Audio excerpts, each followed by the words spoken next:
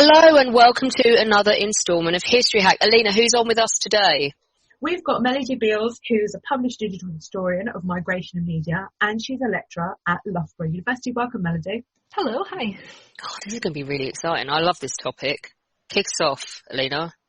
So, start with our first question. Can you explain to our listeners, what is scissors and paste journalism?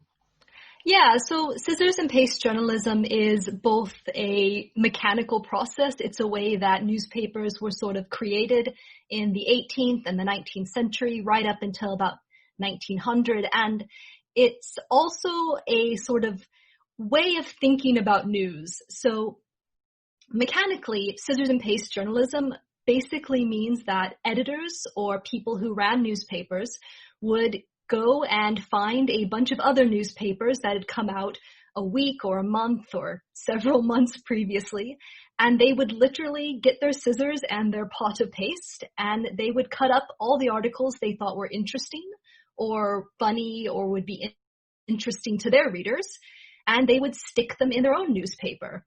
So it was a way of getting extra content for their newspapers without having to go and do the reporting themselves. And where are the ethics in this? Is it just, well, everyone's doing it, it's okay? Well, it's really strange, actually, because you'd think with sort of our modern sensibilities that this is theft and it's intellectual property theft. But no, it's actually considered really good journalistic practice, to the point that newspapers would advertise themselves as, we have the best subscriptions to other newspapers, so we'll be able to pass on the best bits to you. It was kind of seen as a mark of honor among newspapers that this was something that they would do. And the other part is yeah, everyone was doing it, and it was sort of gentlemanly to pass on your newspapers and kind of a compliment if they got reprinted. So everyone was kind of on board with it. It wasn't really seen as theft or unethical. It was seen as helping getting your press copy out there. As a freelancer who is constantly getting all their stuff nicked, I have to say I am not down with this. I'm categorically not down with this. Is and it just podcasting. UK? Yeah, this is true. Is it just a UK phenomenon, or is this worldwide? And how long did it go on for? It's not just the UK, although the UK is particularly prominent in it. It is something that basically everyone's doing. I guess it would be fair to say it starts in Europe, because it's something that happened with newsletters. So people sending information between merchants or between kings and queens and military advisors, and it kind of fed into the newspapers after that. But it's really the UK and the English-speaking world that excel at it, because there are so many places in the world that have English-speaking newspapers that it's quite easy, I guess, to swap them around and get it without having to translate. And so they move a lot of news through various English-speaking countries that way. And there seems to be a culture of it as well. So you get lots of journeymen or sort of assistant newspaper editors, and they learn about this process when they're training, and then they go off to Australia or South Africa or America, start their own newspaper, and they just keep doing it.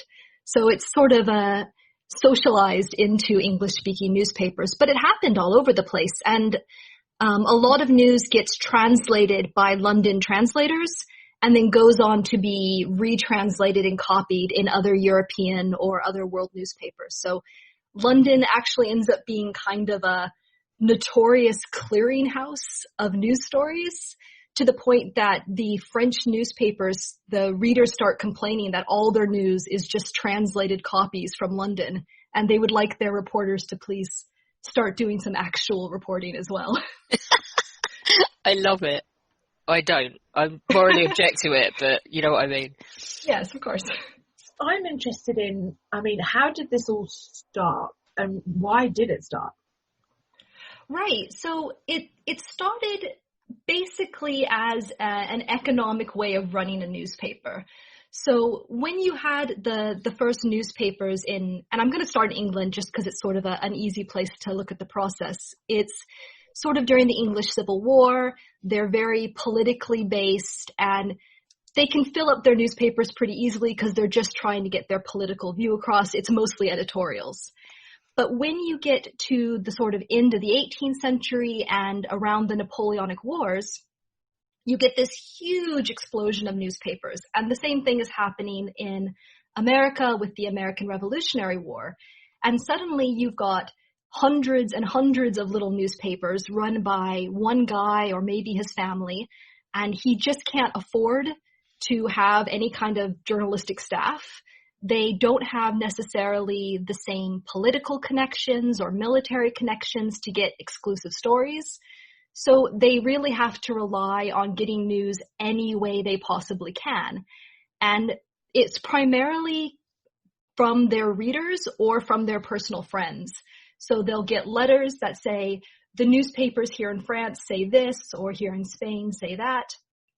Or they'll actually clip them out for them and send them into the local newspaper to sort of help the editor along.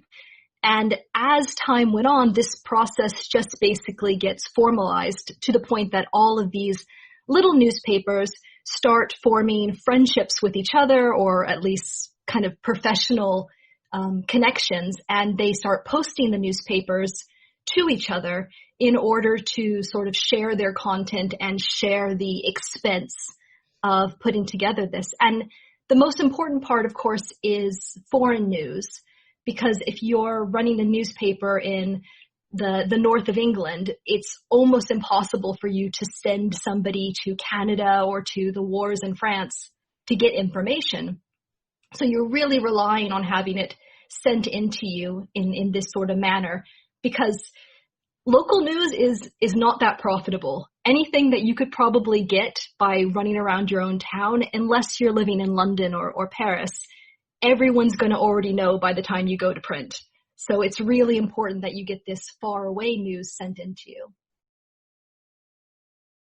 This is just now dawning on me why you find, like, I'm just thinking of the Western Times. When you look in the Western Times, you find all these international stories and really good coverage of what's going on in the world in this one random West Country newspaper, which has been really well digitized, so it comes up in a lot of search hits, and that was basically explaining to me why I find stuff where I do. Absolutely. And it's quite fun, actually, because part of the ethics of newspaper reporting at the time is not just reprinting information, but it's reprinting it usually without attribution. And so it's really difficult sometimes, before we started digitizing things, to track down the actual original newspaper.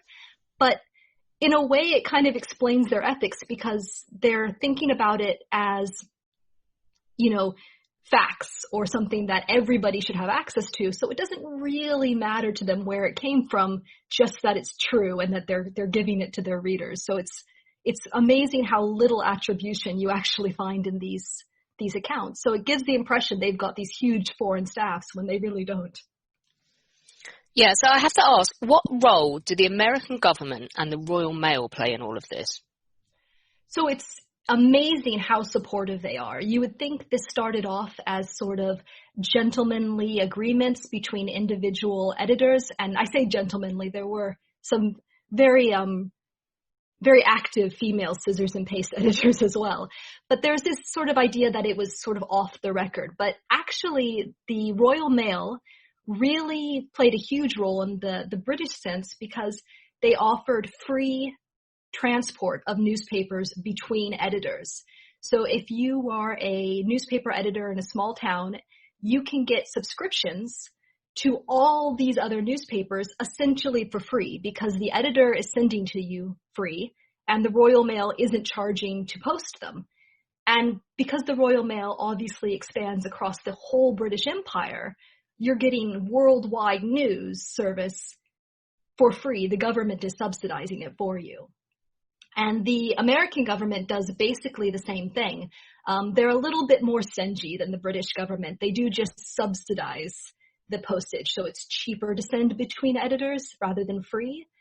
But both of the governments actually talk about it quite a lot, and they say that having a well-informed populace, having people actually know what's going on in the world is good for our society. It's this very Enlightenment idea of everyone should have access to the means of self-education. And the government was willing to kind of put the pounds and the pennies behind this. It's amazing how the governments are supporting all of this. It is, and especially the American government has a really weird relationship with copyright law in terms of this as well. They really do see anything that's printed in the public sphere as being, public goods or public knowledge. And they almost make it a point of pride that they have this really well-educated, almost middle class kind of population. And in order to sort of cement that image in a time of imperial growth or just nation building, being able to, cut postage rates in order to achieve it's pretty low involvement, but it actually says a lot about how much they were involved in creating that national educational identity.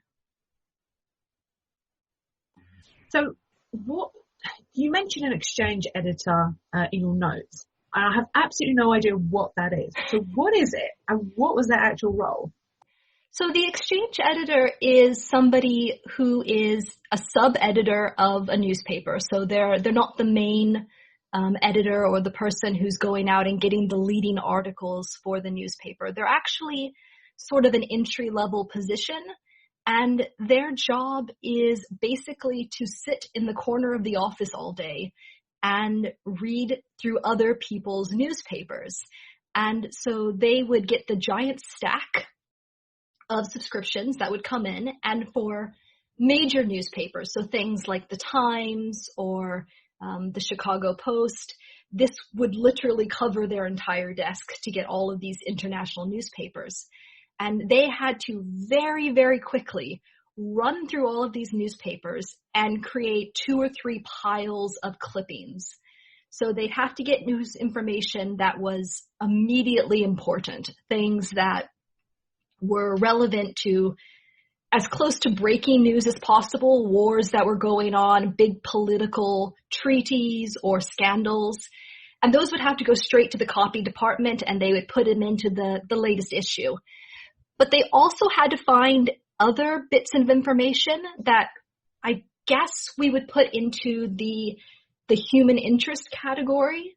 So things that are not time sensitive, that are sort of what else is going on in the world. And those would, generally speaking, be used either to fill space in the newspaper. So if they had a column that wasn't quite full one day, they could use that to fill it up. Or it was used to speak to certain communities within their readership. So the idea of having an account of flooding or local farm produce in sort of Eastern Australia would be really important and really reassuring in communities in England where a lot of people had immigrated, where their families were living abroad, and maybe they hadn't heard from them in a while in letters. So the local newspaper printing these stories would make them feel like they were being taken care of, I guess, in that emotional way. But those stories were not time sensitive, so they might be 8 or 10 or 12 months out of date, but they still regularly appeared in the newspaper. The final set was something that I think will probably make you cringe even more about intellectual property. Oh God, it's coming. It's the idea of stories or poetry or jokes. So they would find all of this sort of literary material that, hardworking authors had crafted for particular venues. And that would just go in a giant file. And when I was studying this through digital means, I found some in there that would appear in 1800 that actually had been first printed in the 1760s. So they were literally 40 years out of date. But they had obviously been a funny enough joke that they had just kind of kept it around the office that whole time and eventually found a spot to put it into the newspaper. Although in that case, they had to change the names of all the people mentioned in the joke to make it more relevant 40 years on. So it was a case of literary theft, but at the same time, people wanted their work to be seen. So the fact that it was being spread was not seen necessarily as a terrible thing, at least not until the days of Charles Dickens going around America yelling at all the Americans for stealing his works. I'm fixated on this. Are there any, because it's interesting with the jokes, because we did an episode with Bob Nicholson about Victorian humour, and he was talking about sources. But are there any incidents of people screaming their head off because they're angry, like copyright incidents? Just more power to these poor people who had their stuff nicked. I'm really feeling for them right now. Absolutely. So there's a couple of cases that are particularly illustrative. So obviously, I mentioned Charles Dickens, and he is invited to the United States to go on this grand tour. Sort of everyone in America loves his writing. And he's sort of appalled because everyone loves his writing, but he's not getting very many royalty checks from the Americans because they're just constantly reprinting it without paying any attention.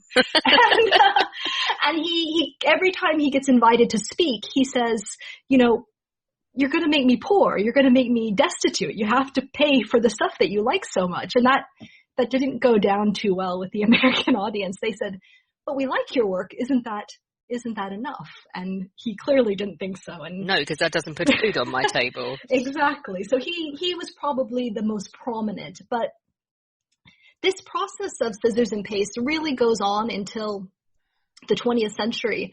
And by the time you get to the 1870s or the 1880s, you really do start getting other newspapers and journalists starting to get very irritated, especially places like Punch, who are doing very work-intensive satire. Mm-hmm. They get their cartoons and their jokes and their literary work taken all the time, and they start to really press for the fact that, no, we're putting the intellectual labor in here. This isn't just an encyclopedia of facts. You do have to, at the very least, give attribution, but you really do need to pay for this material. So I think it does become a really big point of contention, but it doesn't become so much until the end of the 19th century, which really corresponds with, in the early part of the period, you don't get bylines at all.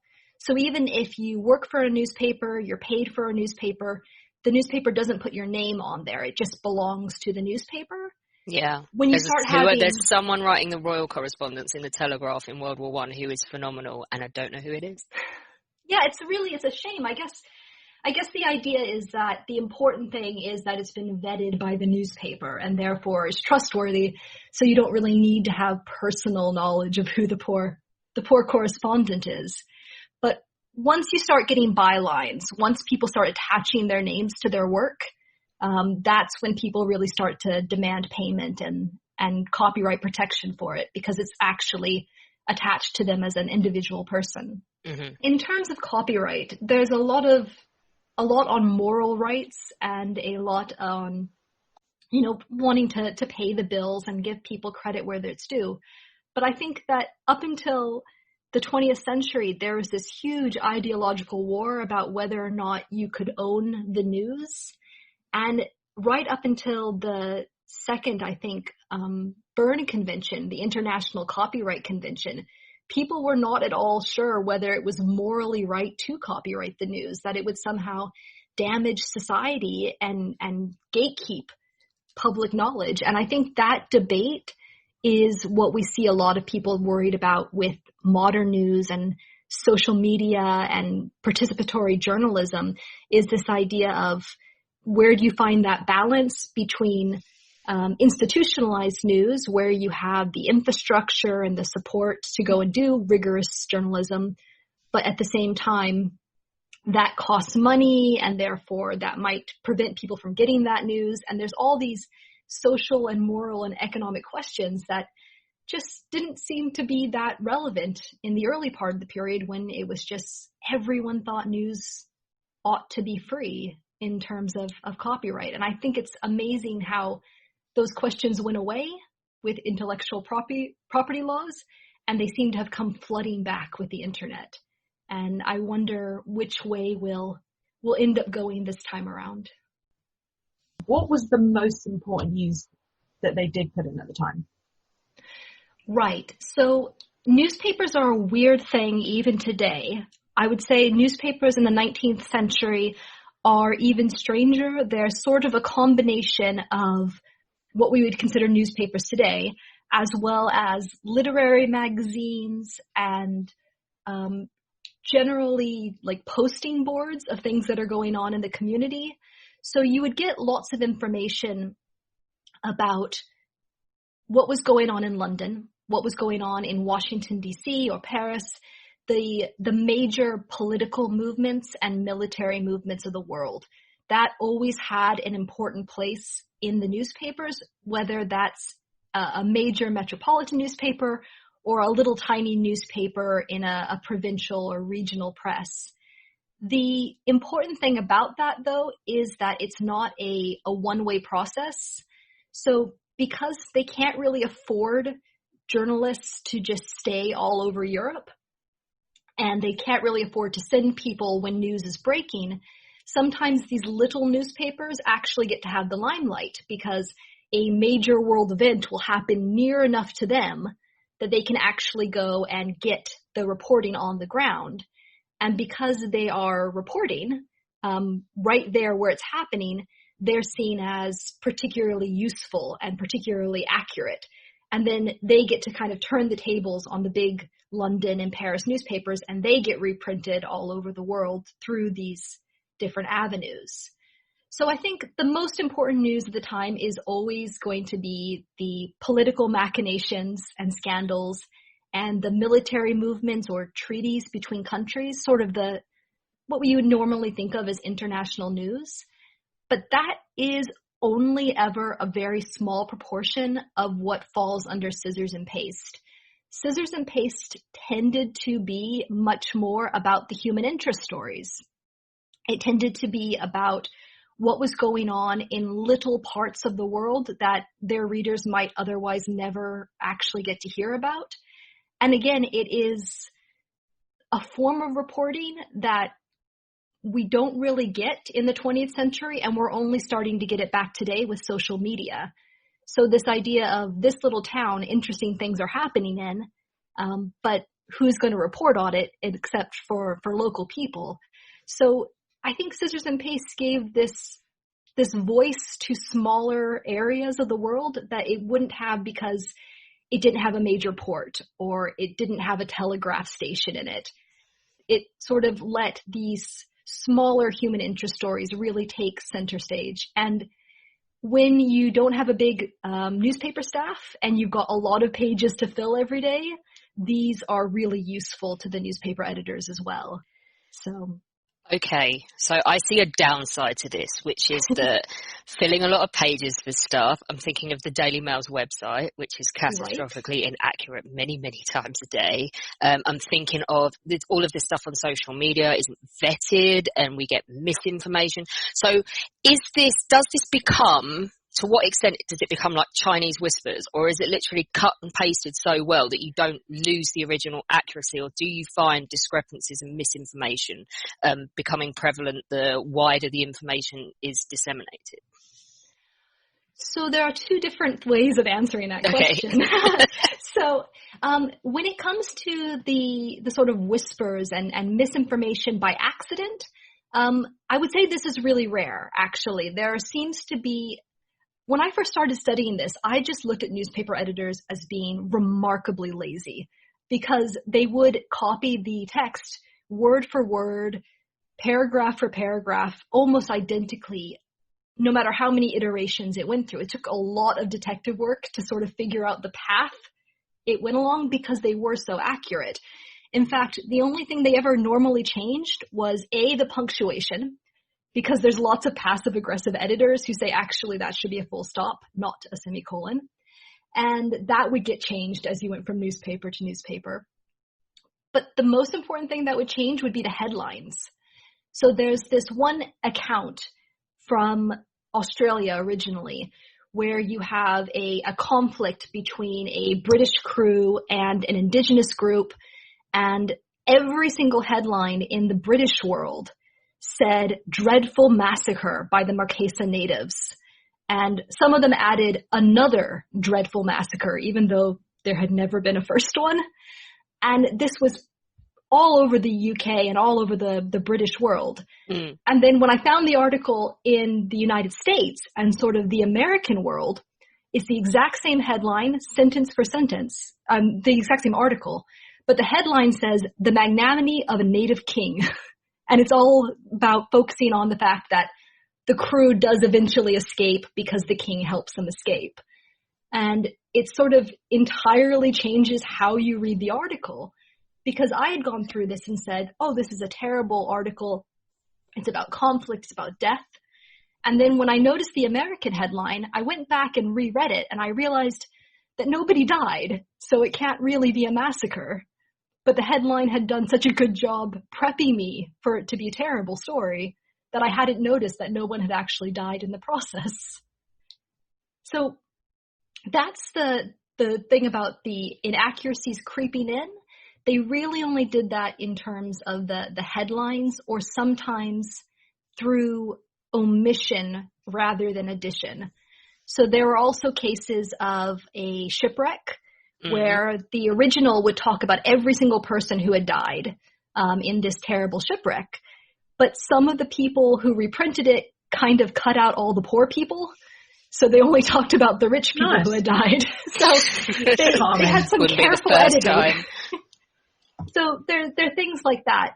In terms of accidental misinformation, though, there's lots of cases like that. So I think in our modern world, we're so used to the idea of fact-checking and retractions that we expect that if someone really gets it wrong, that they'll have to come out and say, you know, this was incorrect, or we have a new source now. But that just really was not the case, especially with scissors and paste news. So in Glasgow in 1800, or rather in 1799, they posted this big article about Thomas Jefferson and how he had unfortunately died of malaria. And it was a real shame because he was running for president. And about a month later, they write another article saying that he has, you know, apparently as a zombie, won the election and become president of the United States. And at no point in between those news articles does anyone mention the fact that he hasn't actually died, that he never actually had malarial fever, that this was all completely incorrect information.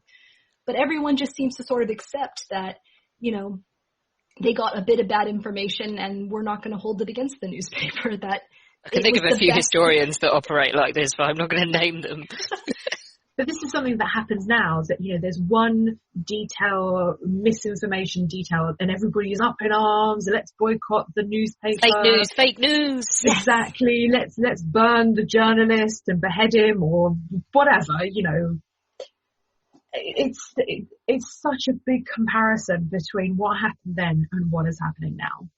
And I think a lot of the newspaper editors at the time actually seem to have a lot of faith in their readers for just this reason. They talk about the fact that they are purposefully printing news from lots of different sources with very little commentary. So they're not saying this is a good source, this is a bad source. What they're doing is they're saying this was written on this date and it was written in this location. And this one was written on a different date in a different location. You, the reader, can weigh up which you think is more reliable and which is more trustworthy. I, as the editor, am not going to do that for you. I'm just going to fulfill the role of gathering news. And I think you're smart enough as my reader to sort of figure out who is or isn't trustworthy in this case. And again, this is where I sort of feel like, are they being lazy, or are they just having a lot of faith in their readers to, you know, use their common sense about where if you have a news story about a war going on outside of Paris, and you've got one source from Paris and one source from Rome, there's a sense that you would maybe trust the one that was closer to the actual action. But I don't know, are you giving people far too much credit for common sense? Well, you know, back then they may have had more common sense than we do now. I don't know. They certainly had a better sense of the geography than I think I feel. I sometimes wonder, like, how would they have known where all these small locations were? But it seems to be the practice to refer to places by local or regional names and to not give a lot of detail about where these locations are. And I struggle and sometimes have to, reach for the atlas to figure out where some of these places are. And it seems to have just been, if not common knowledge, at least you would have somehow the ability to sort of figure out where these locations were through context in a way that I think a lot of people have lost nowadays. The bane of my life is the difference between Bechuana land and Basutu land. What? I don't know. I think they're all South Africa now, but at the time they were these tiny little tribal states that we were inflicting ourselves upon as Britain. And yeah, I never ever remember which one is which. But they seem like when you read about them, you're supposed to just know. Yeah, and it's the same with people as well. They would talk about minor members of government, of foreign governments, with absolutely no context or clarification. And it's so different to when you read a modern news story. It seems that every time you mention somebody, you have the obligatory one or two sentences trying to encapsulate their entire life for the reader. And that was just never present. There was always this assumption that if this article is important to you, you know who this person is. There's a lot less dumbing down. I was subjected to a whole episode of Strictly Come Dancing at the weekend, and the amount of egg-sucking talk that went on that explained why people had been socially distanced and why it was kind of telling you why you didn't need to write a complaint to the BBC about people touching each other. It was excruciating, and you definitely don't see that kind of dumbing down, do you? No, it's much more, if you want to know, then they expect you to go find it out on your own. And part of this, of course, is the way that the newspapers were read. If you were able to afford your own subscription to a newspaper, you were usually of a slightly better economic background. You'd probably had some degree of formal education. And other people reading the newspaper would often read them aloud in groups. So sort of, the hive brain of everybody who is sharing this newspaper, you'll be able to parse out who the different people are and where the different locations are. So I think there's a lot more communal reading of newspapers as well in this period. I'm just up for a way where I get paid for working. I'm simplistic in that way. Just pay me at the end of the day. Stop copying my shit. Pay me. Yeah, basically. Melody, thank you so much for joining us. That was incredibly interesting to learn more about scissor and paste journalism, which I had absolutely no idea what it was, but now I'm so much better informed, especially the copyright laws. Alex got annoyed. Ideal. So perfect type of podcast for me. Thank you so much. Thank you very much for having me. No, it's brilliant. It's like, it's when you messaged us with the topic, I was like, oh, this could be a bit niche, but it's not niche at all. It's like everywhere. It's a huge part of journalism history. So thank you very much for coming and sharing it with us. Oh, thank you very much. Join us tomorrow when you and Roger will be with us to talk all about the life of Geoffrey Chaucer. This one was really good because obviously I know he wrote the Canterbury Tales and I know nothing else about him other than the fact that Paul Bettany played him in the film A Knight's Tale and that was part of his story. So that was literally my ignorant perception of it so far. So we learned all about his life, which was very colourful. So join us for that.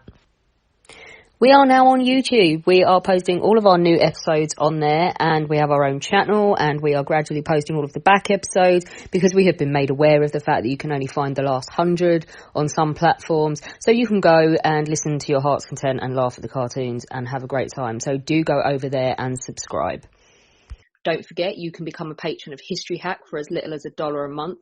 Just go to www.historyhack.podbean.com. It will help us keep going in the aftermath of the coronavirus, and we would really appreciate it, as we would love to do so.